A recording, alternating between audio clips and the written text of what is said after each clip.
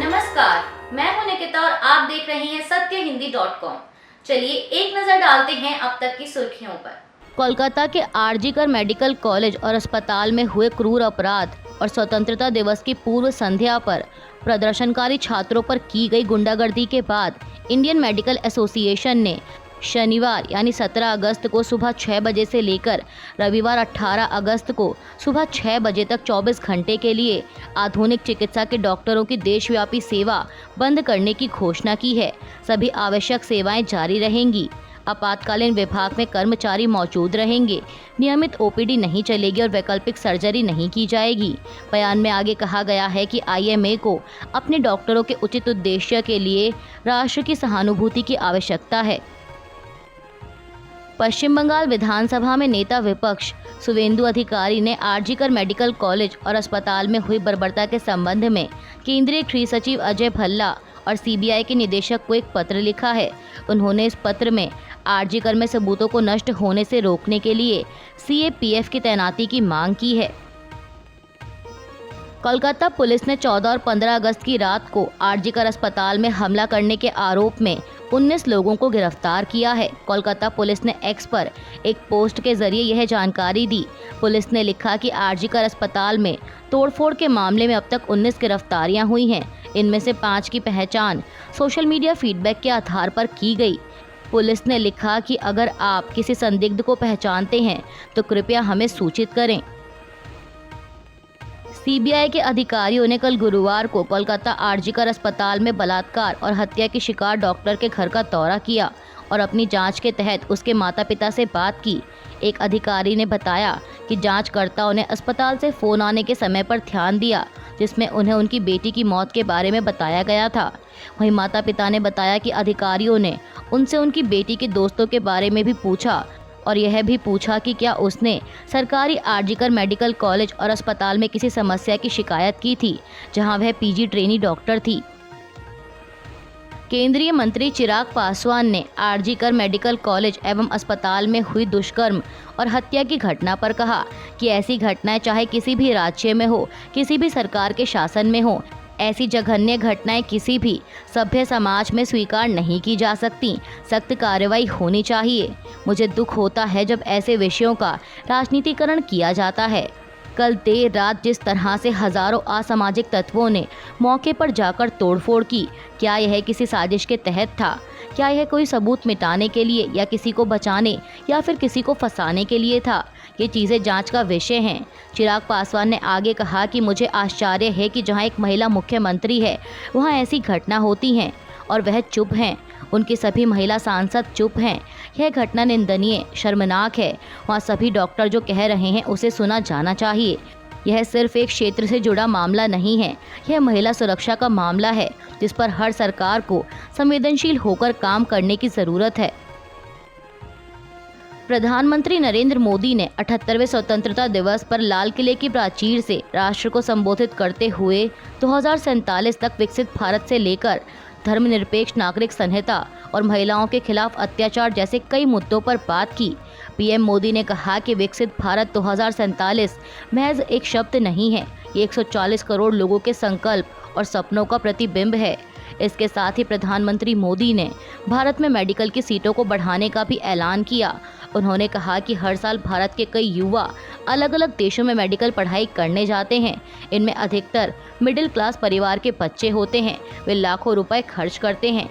कई बार तो ऐसे देश में बच्चे मेडिकल पढ़ने जाते हैं कि मुझे हैरानी होती है। इसलिए अगले 5 साल में मेडिकल लाइन में 75,000 नई सीटें बनाई जाएंगी।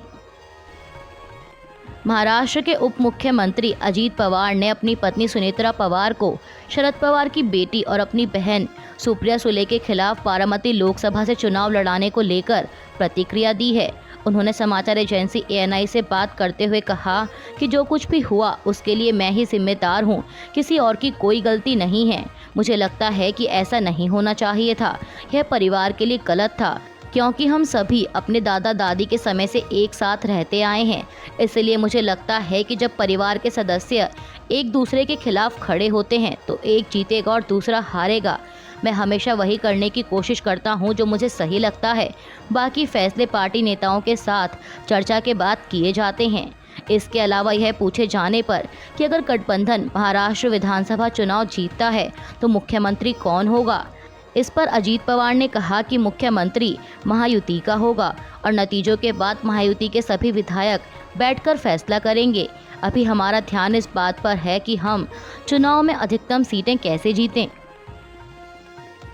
पूर्व विधायक अनंत सिंह पटना की बेऊर जेल से रिहा हो गए हैं। इस पर अनंत सिंह के बेटे अंकित कुमार ने कहा कि हमें पूरा भरोसा था कि वह जेल से बाहर आ जाएंगे। भगवान के घर में देर है, अंधेर नहीं।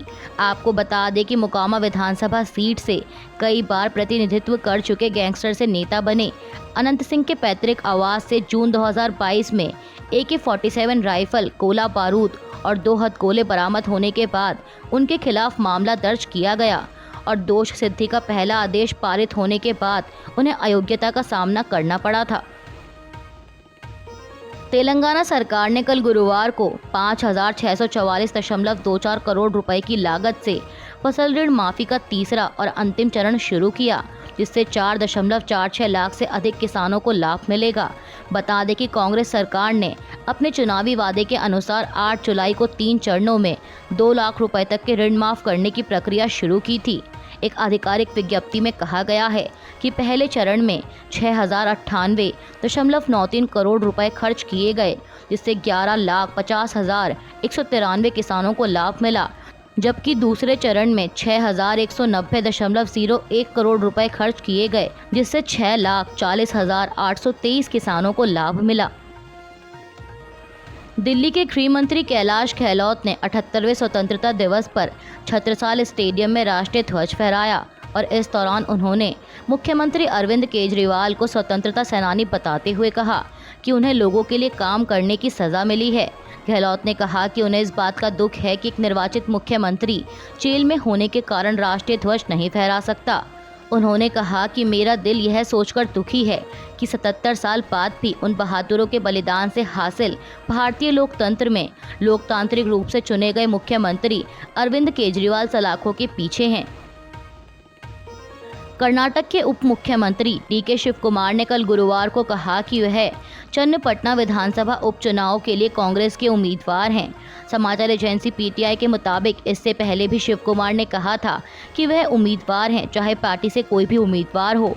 उन्होंने कल स्वतंत्रता दिवस समारोह में भाग लिया और उपचुनाव वाले चन्नपटना में पहली बार राष्ट्रीय ध्वज फहराया, जिसे राजनीतिक अर्थों के साथ देखा जा रहा है। महाराष्ट्र के मुख्यमंत्री एकनाथ शिंदे ने कल गुरुवार को कहा कि भारत समृद्धि और प्रगति के दौर अमृतकाल में आगे बढ़ रहा है, जिसमें उनका राज्य देश के विकास इंजन के रूप में इस यात्रा में महत्वपूर्ण भूमिका निभा रहा है।